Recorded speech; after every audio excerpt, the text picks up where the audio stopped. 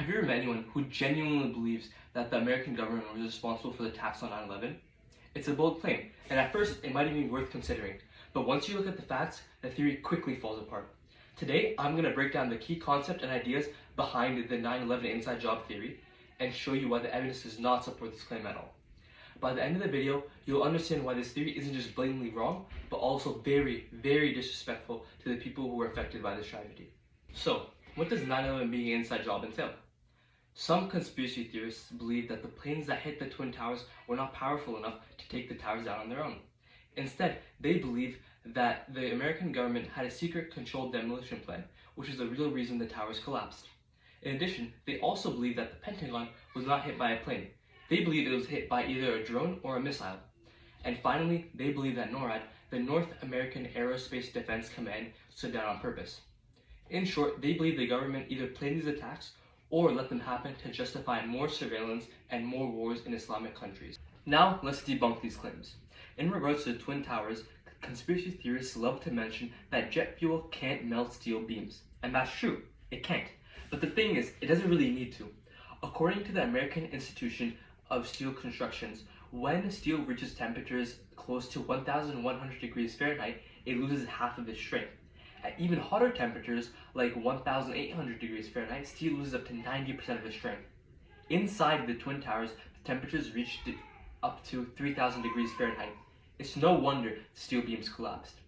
And the National Institution of Standards and Technology launched a full investigation, and to no one's surprise, they found zero traces of explosives. Nothing was found. And the explosions people have thought to have heard were just parts of the building falling and air pressure bursts. Oh, and that supposed perfect collapse was in fact not perfect. If you rewatch the footage, you can clearly see pieces of debris falling unevenly and smoke and fire gushing out unpredictably. Here's a controlled demolition.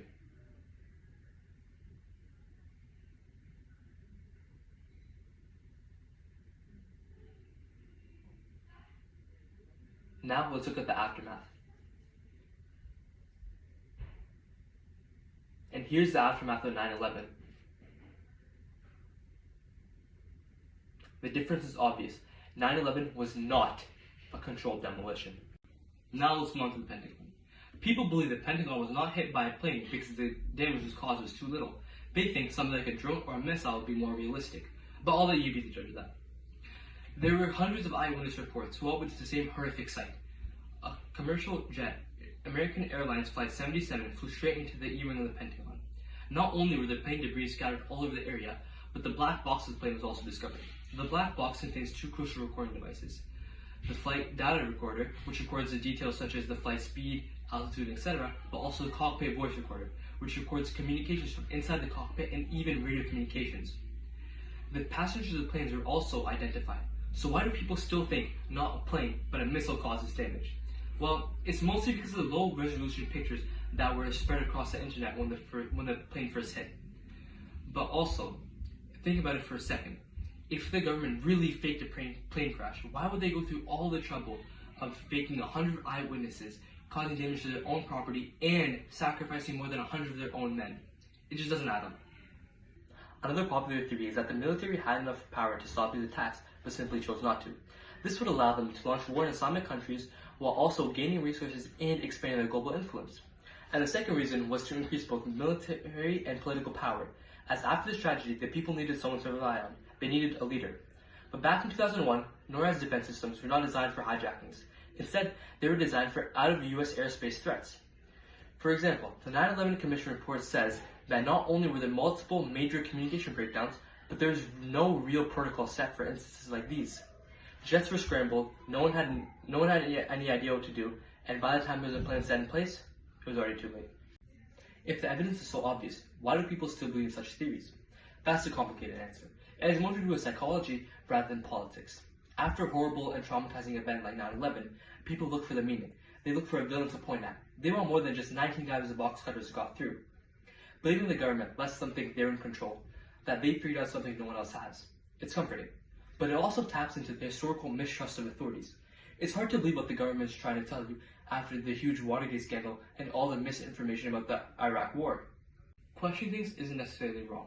It's good to wonder and try getting the full picture, but when you start disregarding factual evidence and basic logic, it gets really dangerous. Something you should keep in mind is that you're not just spreading lies, but you're also hurting the victims. This theory disrespects the thousands of innocent lives that were lost that day, their families, and the first responders who risked their lives to save people. Imagine you lost someone close to you that day, and I just told you it was all fake. That's more than cruel. It's evil. It's human nature to ask questions, and questions need answers, but those answers should be supported by facts, not theories. Then all the evidence points to 9/11 being a heinous terrorist attack, not some government plot. And not believing that doesn't make you some sort of critical thinker. You're just rejecting reality and trying to believe in something that is a little bit more comforting. In conclusion, theories like 9/11 being an inside job aren't just wrong, but also irresponsible. They twist the truth and ignore the pain of others. This might be a hard truth to accept, but it's the only way to move forward, to honor those who lost their lives, and to prevent future tragedies. Thank you for listening to my video, and I hope you now understand why theories like this aren't just wrong, but also cruel.